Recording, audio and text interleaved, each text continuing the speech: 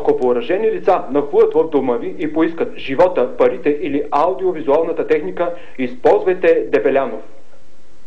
Дебелянов за всички. И аз имам Дебелянов. Винаги го нося до сърцето си. Аз също пиша. Ето и моето ново стихотворение. Излезе малката сърничка.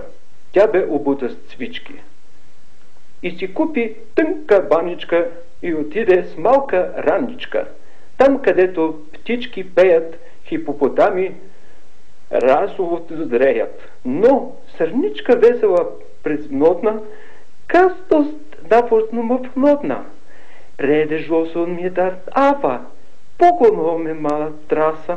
Ех, че хубаво! Пре, в ощуко ми мине, бар ти попонесуте. Седаш ос манекени, весело в игри.